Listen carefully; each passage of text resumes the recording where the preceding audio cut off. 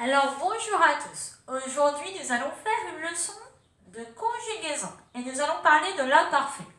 Pas d'inquiétude pour personne, l'imparfait c'est le ton le plus facile de la langue française. Alors évidemment ensemble nous allons réviser les terminaisons. Ce sont toujours les mêmes et ça pour tous les groupes, c'est plutôt sympathique. Pour la première personne du singulier, ce sera AIS, bien sûr. Pour la deuxième personne du singulier, la même chose, vous avez raison, AIS. Attention, ça change pour la troisième personne du singulier, où cette fois à la place du S, on aura un T.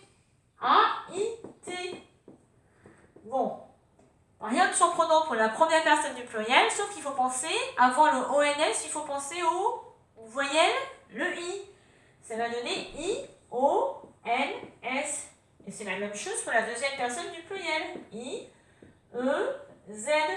Et enfin, pour la troisième personne du pluriel, j'imagine que vous en doutez, c'est A-I, E, N, T. Et voilà. On va trouver ces formes-là pour tous les groupes, ce qui est plutôt pas mal. Donc ça va donner, par exemple, si vous mettez le verbe chanter, ça va donner je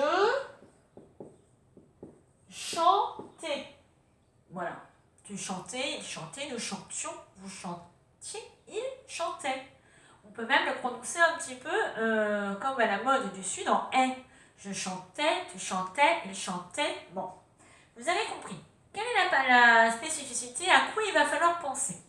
Eh bien déjà, le radical. Autant il est facile sur chanter, autant sur d'autres, on peut avoir des doutes. Mais il y a une astuce. On va utiliser un temps que vous connaissez déjà, c'est le présent.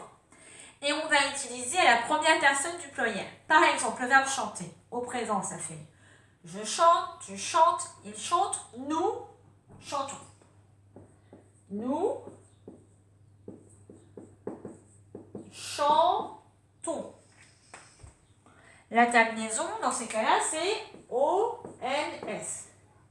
Eh bien, tout simplement, je vais récupérer le radical, c'est-à-dire la base du verbe. Eh bien, à la première personne du pluriel, si j'efface ma terminaison, je vais garder comme radical chante. Et donc, je n'aurai plus qu'à rajouter ma terminaison de l'imparfait. Par exemple, tu chantais. On peut le faire pour un verbe plus difficile qui est le verbe croire, par exemple. On dit je crois, tu crois, il croit, nous croyons. Donc c'est pareil, ça m'intéresse si j'écris au présent nous croyons, que j'efface la terminaison du présent et que j'efface le pronom, et bien par exemple, je peux le conjuguer maintenant à l'imparfait. Exemple, il croyait. Vous voyez, le radical, on peut donc le trouver si on a un doute au nous en conjuguant le verbe au présent. Bon. Les autres petites choses à penser, c'est assez facile, mais il faut y penser. On se méfie de deux types de verbes. Les verbes en G, par exemple, type ranger. Quel est le problème? Eh bien, c'est le son G qu'on veut garder. Et si vous regardez, on va faire une erreur classique. Je vais écrire à l'imparfait, hier, je rangeais. Qu'est-ce qui se passe? Essayez de lire ce verbe. Je rends, non, je ranguais. Ça ne fonctionne pas. Comment je vais faire pour avoir le son ranger? Eh bien, tout simplement, je vais rajouter un E. Ça, il est très important pour les verbes en G. Mais attention, seulement pour les formes en 1 après. Parce que par exemple, on va dire hier nous rangions. Et bien quand on écrit nous rangions,